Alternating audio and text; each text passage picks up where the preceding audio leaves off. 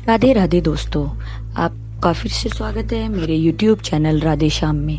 आज हम आपको मृत्यु की पराजय, ये एक नई किताब है, नया एक ग्रंथ है, उसको सुनाएंगे जिसमें आप नई नई चीज़ें सीखेंगे। लेकिन ये शुरू करने से पहले मेरी आप सबसे विनती है कि आप मेरे चैनल को सब्सक्राइब, लाइक और शेयर ज़रूर करें ताकि हम आपके लिए और अच्छी पुराने ला सकें। राधे राधे दोस्तों, आपका फिर से स्वागत है मेरे YouTube चैनल राधे श्याम में। आज हम आपको आगे की कथा सुनाते हैं। किसी व्यक्ति के ईश्वर बनने का प्रमाण कहाँ है? यह झूठा प्रचार तनिक भी तर्कित नहीं है। मनुष्य को कृष्ण भावनामृत समझने के लिए बुद्धि का प्रयोग करना चाहिए, किंतु वो एक बार कृष्ण भावनामृत दर्शन को स्वीकार कर लेने पर भी तथा प्रमाणिक गुरु से दीक्षा प्राप्त कर चुकने के पर हम उससे तर्क वितर्क नहीं कर सकते, हम उसे ललकार नहीं सकते। ऐसा करना अपराध होगा और हम आध्यात्मिक सिद्धांतों से नीचे गिर जाएंगे। विष्णु दूतों ने यमदूतों पर धार्मिक सिद्धांतों का अतिक्रमण करने का दोष लगाया, क्योंकि वे अजामिल को दंड देने के लिए उसे यमराज के पास तथा घसीट कर ले जाने का प्रयास कर रहे थे। धर्म तथा अधर्म का निर्णय करने तथा पापी को दंड देने के लिए भगवान द्वारा नियुक्त अधिकारी यमराज हैं, किंतु यदि पूर्णतः पाप रहित व्यक्तियों को दंड दिया जाता है तो यमराज की पूरी दशा सभा दूषित हो जाती है। यह सिद्धांत न केवल यमराज की सभा पर लागू होता है किंतु अपितु पूरे मानव समाज पर लागू होता है। धर्म को धारण करना राजा या सरकार का कर्तव्य है। दुर्भाग्यवश वर्तमान कलयुग में लोगों की बुद्धि नष्ट हो चुकी है, अतएव वे धर्म तथा अधर्म में अंतर नहीं कर सकते।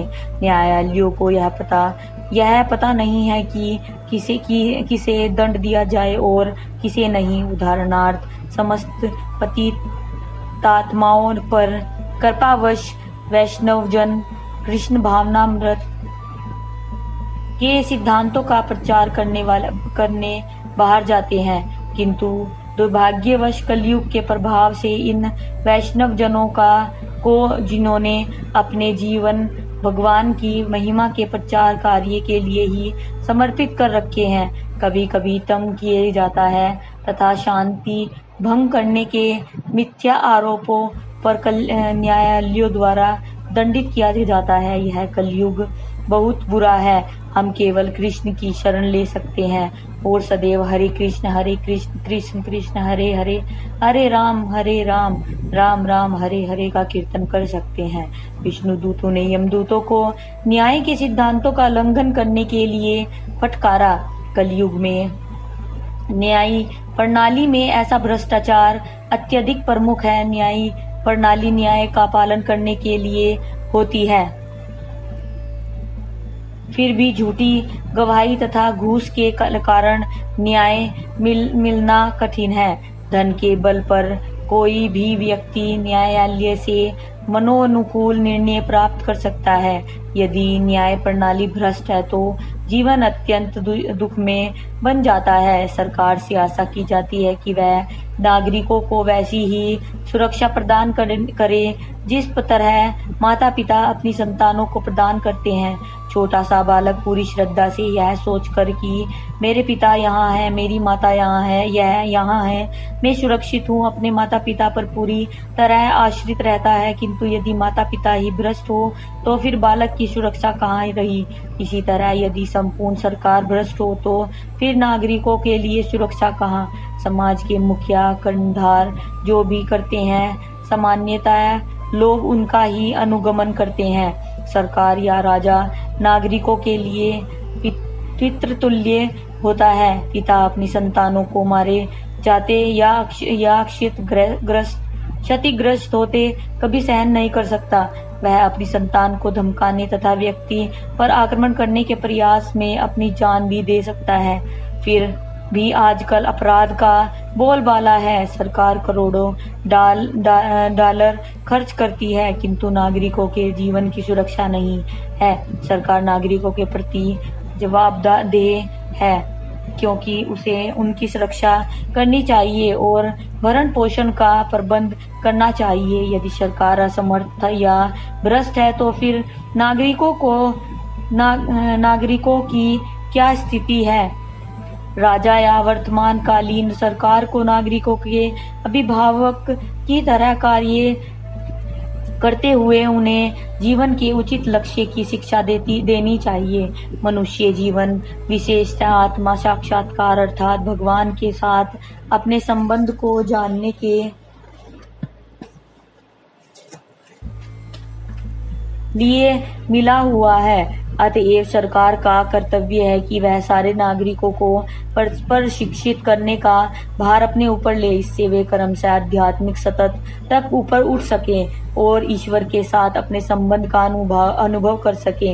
इस सिद्धांत का पालन महाराज युधिष्ठिर, महाराज परीक्षित, भगवान रामचंद्र, महाराज अम्बरीश तथा प्रहलाद महाराज जैसे राजाओं ने किया। दुर्भाग्यवश आज की सरकार नेता सामान्यतः बेईमानी तथा अधर्मी होते हैं। इस तरह राज्य के सारे कामकाज में बाधा पड़ती है। प्रजातंत्र के नाम पर धूर्त तथा चोर उचक्के अबोध जनता को मूर्ख बनाकर सरकार के महत्वपूर्ण पदों पर अपने को चुनवाते हैं। हालांकि में अमेरिका में यह सिद्ध हो चुका है कि फलस्वरूप नागरिकों ने राष्ट्रपति की निंदा की है और उसको अपदस्थ कर दिया गया है। यह अनेक मामलों में से एक है। कलयुग में लोगों के पास कोई शरण नहीं है। भ्रष्ट सरकार के कारण वे अपने जान माल के विषय में अनिश्चित हैं। जनता को सरकार के संरक्षण के फलस्वरूप अपने को सदैव सुरक्षित अनुभव करना चाहिए। अतएव सरकार के लिए यह कितने खेद की बात है कि वह राजनीतिक कारणों से विश्वास खोकर नागरिकों को कठिनाई में डाल दे। हमने भारत विभाजन के समय देखा था कि यद्यपि हिंदू तथा मुस्लिम शांतिपूर्वक रह सकते थे, किंतु राजनीतिज्ञों की साठगांठ से उन दोनों के बीच घृणा का भाव उदय हुआ और हिंदुओं तथा मुसलमानों ने राजनीति को लेकर एक दूसरे का संहार किया। यह कलयुग का लक्षण है। कलयुग का दूसरा लक्षण है पशुओं की हत्या का निंदनीय कार्य। यह युग में पशुओं को ठीक से बाड़ों में रखा जाता है, जिससे वे पूर्णतः आश्वस्त रहते हैं कि उनके स्वामी उनकी रक्षा करेंगे। किंतु दुर्भाग्यवश जो ही पशु मोटे ताजे हो जाते हैं, उनकी तुरंत कसाईयों घर भेज दिया जाता है। ऐसे क्रूरता की निंदा विष्णु दूत जैसे वैष्णवों द्वारा की गई है। निसंदेह ऐसे क्रूरता के लिए जिम्मेदार पापी व्यक्तियों की अतीत कष्ट भोगना पड़ता होगा। ऐसे जीव, चाहे वह मनुष्य हो या पशु, सर्वाधिक पापी है। आज की कथा हम यही समाप्त करते हैं। आगे की कथा आपको कल सुनाएंगे। राधे राधे, राधे राधे, राधे राधे। जय श्री कृष्ण। अगर आपको मेरी वीडियो अच्छी लगी तो बेल आइकन दबाना ना भूलें, ताकि आपको मेरे आने वाली वीडियोस का नोटिफिकेशन मिलता रहे। धन्यवाद। ओम नमः शिवाय।